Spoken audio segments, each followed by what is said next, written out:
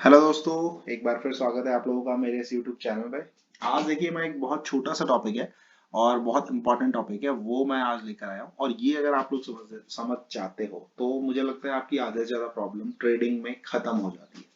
ठीक है, तो अब हम बात करेंगे कि एक्चुअल में ट्रेडिंग होता क्या है। देखिए, ट्रेडिंग का बेसिक सा मतलब लोग जस्ट ये समझते हैं, ट्रेडिंग मतलब हम एक छोटे टाइम ड्यूरेशन के लिए कोई भी ट्रेड ले लेते हैं उसको, और हम ट्रेड कर मतलब कुछ बाय कर रहे हैं कुछ सेल कर देते हैं छोटे टाइम ड्यूरेशन के लिए, तो उसको हम ट्रेड कर देते हैं।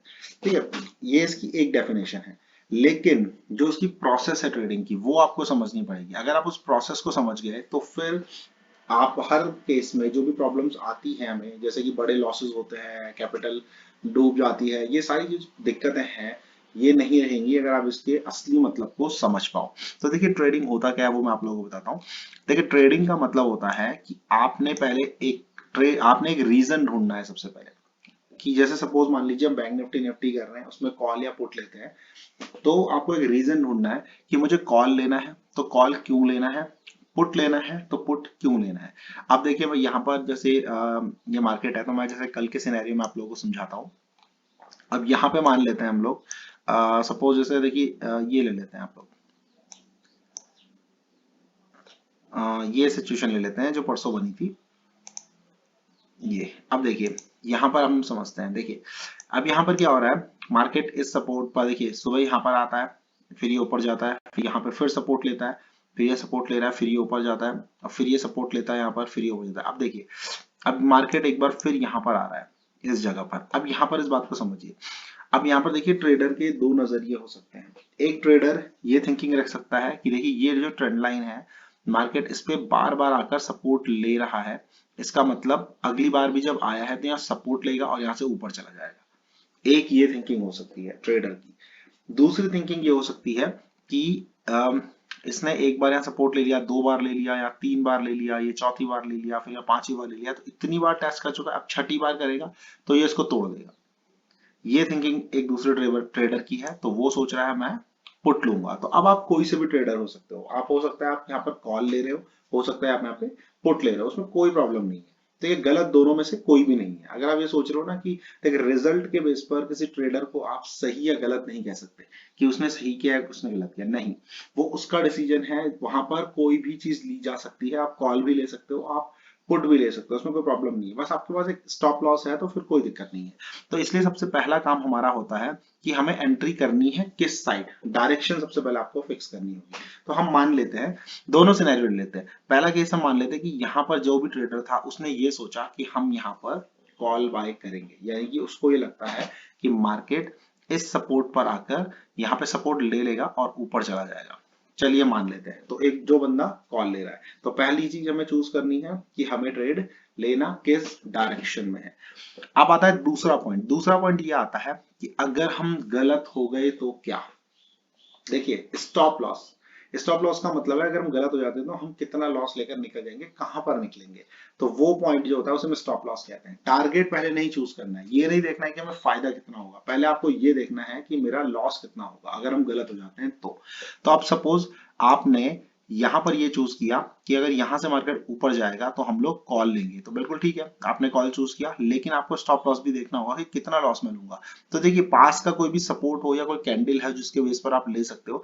तो देखिए, यहाँ पर इसके पास एक ये वाला सपोर्ट है, लेकिन ये बहुत ही छोटा है, तो इसको हम लोग सपोर्ट नहीं ले सकते, थोड़ा और नीचे चले जाते हैं ये। तो ये हमारे पास एक सपोर्ट है।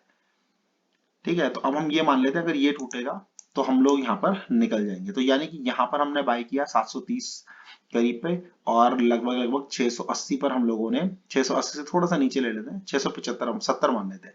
तो 670 पे जैसे ही मार्केट आएगा 35 670 पे हम लोग निकल जाएंगे, यानी कि यहाँ से लेके यहाँ तक का इतना लॉस हम लोग ले लेंगे, 40-50 पॉइंट का लॉस है। और अगर सही होते तो सही होने पे ये होता कि यहाँ से मार्केट ऊपर जाता, ये ट्रेंड लाइन ब्रेक करता, और ये कम से कम हमारा टारगेट होता, पहला टारगेट 850 होता, और उसके बाद फिर ये ऊपर के लिए बड़े टारगेट हमें देता। तो टारगेट हम लोग इस हिसाब से फिक्स नहीं कर सकते, टारगेट मार्केट हमें बताएगा कि वो किस तरह से डायरेक्शन मूव कर रहा है। लेकिन सबसे पहले स्टॉप लॉस हमारा फिक्स होता कि हाँ, इतने पे हम लोग निकल जाएंगे। तो आप समझ रहे हैं ना, सबसे पहले आपको डायरेक्शन फिक्स करनी है कि आपको ट्रेड कॉल साइड लेना है या पुट साइड लेना है। फिर दूसरा आपका रहेगा कि आप लोगों को ये फिक्स करना है कि हमें निकलना कहाँ पर है, स्टॉप लॉस में। और तीसरी चीज हमारी रहेगी कि हमारा टारगेट कहाँ तक हो सकता है। तो टारगेट हमारा देखिए, ये जो लेवल है आप देख रहे हो, यहाँ पे मार्केट बार बार आके सपोर्ट ले रहा है, तो पहला टारगेट यहाँ हमारा बनेगा, दूसरा टारगेट इसके ऊपर का कोई और रेजिस्टेंस होगा, और तीसरा टारगेट यहाँ पर होगा। अब वो मार्केट डिसाइड करेगा कि वो, देखिए हो सकता है यहाँ से ऐसे आए और ये सीधा से तोड़ते हुए चला जाए, हो सकता है यहाँ आए फिर यहाँ पे रुक रहा है फिर इसको तोड़ रहा है, हो सकता है यहाँ आके नीचे आ जाए, तो वो डिसाइड मार्केट करेगा बाद में। तो यानी कि तीन चीजें आपको फिक्स करनी है, पहला डायरेक्शन, कॉल लेना है पुट लेना है, दूसरा अगर हम गलत होते हैं तो कहां पर निकलना है, और तीसरा हमारा टारगेट कहां तक हो सकता है और हमें कितना वेट करना है। तो ये चीजें, तो ये बिल्कुल सिस्टमेटिक आप लोगों को चूज करनी होगी। सबसे पहले डायरेक्शन ही चूज करनी है, फिर स्टॉप लॉस ही चूज करना है, और फिर टारगेट के बारे में सोचना है। तो ये चीजें रहेंगी। आई होप आप लोगों को ये बात समझ में आई हो। तो ट्रेडिंग इसको कहते हैं। ऐसा नहीं होगा कि आप लोगों ने बस कुछ भी ट्रेड ले लिया और बैठ गए उसमें, मतलब यहाँ पे बाय कर लिया कि चलो यहाँ से कॉल होगा, मार्केट गिरता जा रहा है और आप कह रहे हो नहीं मैं तो बैठा रहूंगा, मैं एवरेज करूंगा और ज्यादा। तो ऐसे नहीं होती ट्रेडिंग। यही मेन रीजन है कि लोग बड़े लॉसेस क्यों करते हैं। क्योंकि लोग क्या करते हैं, जैसे सपोज 300 रुपीज का प्रीमियम ले लिया, अब अगर एक बंदा है जिसने स्टॉप लॉस ले रखा है, देखिए गलत डायरेक्शन, सपोज आपने जो चूज की डायरेक्शन वो गलत डायरेक्शन थी, ये पहले से आपको नहीं पता चल पाएगा।